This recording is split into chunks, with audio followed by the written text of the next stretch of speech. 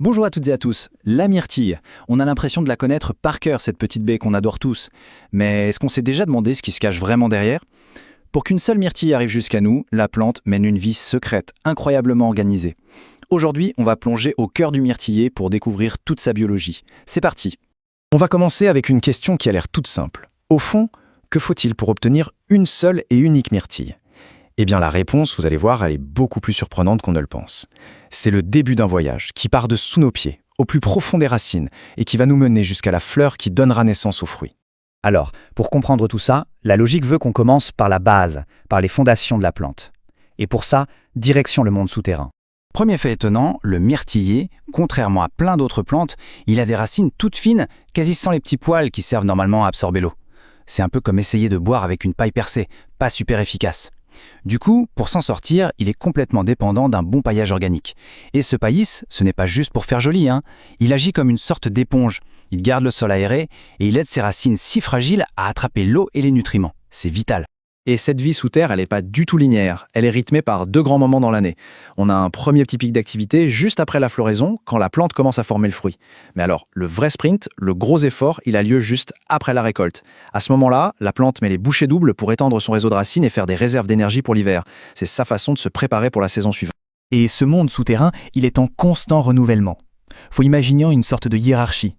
Les racines les plus fines, celles qui font le plus gros du boulot d'absorption, elles ne vivent qu'environ 5-15 jours. Celles qui sont un peu plus grosses, qui structurent un peu le réseau, tiennent à peine plus longtemps. On est autour de 120 jours. Et enfin, on a l'ossature du système, les racines de troisième ordre, qui, elles, ont une durée de vie bien plus longue, allant jusqu'à 155 jours. En fait, cette architecture qui se refait sans arrêt, ça veut dire que le myrtillier est super réactif à ce qui se passe dans le sol, mais ça le rend aussi très vulnérable. Bon, on a vu ce qui se passe en dessous. Maintenant, remontons à l'air libre et regardons un peu la charpente de la plante, ce qu'on voit à l'œil nu. Le myrtillier, il n'a pas de tronc unique, comme un chêne. Non. À la place, il a ce qu'on appelle une couronne. C'est une base, au ras du sol, d'où jaillissent chaque année entre 15 et 18 nouvelles tiges, qu'on appelle des cannes.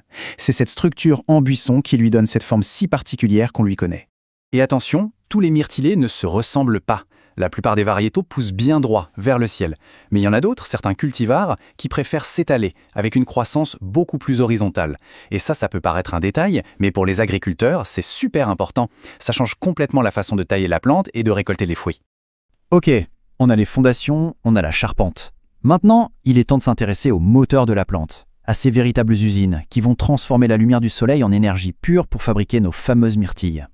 La feuille de myrtillier, c'est une petite merveille d'ingénierie. Elle est toute simple, avec une forme élégante qu'on appelle elliptique lancéolée, et elle fait à peu près 5 cm. En fait, ces feuilles, ce sont les panneaux solaires de la plante. Leur couleur, qui peut aller du vert très pâle à un vert très intense, c'est un excellent indicateur de la santé de la plante et de sa capacité à faire la photosynthèse. On approche du but. On arrive maintenant à l'étape la plus délicate, la plus cruciale, celle qui porte en elle toute la promesse du fruit, la floraison. Alors ça, s'il y a un truc à retenir, c'est celui-là. Les fleurs, et donc les futures myrtilles, n'apparaissent que sur les branches qui ont poussé l'année d'avant. C'est pour ça que la taille du myrtillier, c'est tout un art. Il faut savoir exactement quelle canne garder pour être sûr d'avoir une bonne récolte l'année suivante. Et le développement de ces fleurs issues un ordre bien précis, qu'on appelle basipète. Bon, le mot est un peu technique, mais l'idée derrière est toute simple. Tout commence par le haut. Les tout premiers bourgeons apparaissent au sommet de la tige, et ensuite la vague de floraison descend petit à petit le long de la branche. Les fleurs du myrtillier, elles ne poussent pas chacune dans leur coin. Elles sont regroupées dans ce qu'on appelle une inflorescence, et plus précisément un racème. Pour visualiser, c'est comme une petite grappe où chaque fleur est attachée à l'axe principal par sa propre petite queue. Et si on regarde d'encore plus près, on découvre que chaque petite fleur est hermaphrodite. C'est-à-dire qu'elle a à la fois les organes mâles et femelles. Sa forme de petite clochette retournée, ce n'est pas juste joli, c'est une forme parfaite pour la pollinisation. Chaque bourgeon floral est une véritable promesse, il peut contenir jusqu'à 16 futures fleurs. Et voilà, on arrive au moment magique, le moment où tout le travail de la plante va enfin payer, la transformation incroyable de la fleur en cette petite baie qu'on attend tous. Le timing est assez précis. Entre le moment où la fleur s'ouvre et le moment où on peut enfin cueillir la myrtille, il se passe entre 65 et 75 jours. Et l'étape absolument clé entre les deux, c'est la noison. C'est le moment où ça y est, la pollinisation a marché et où le tout petit fruit commence sa longue croissance.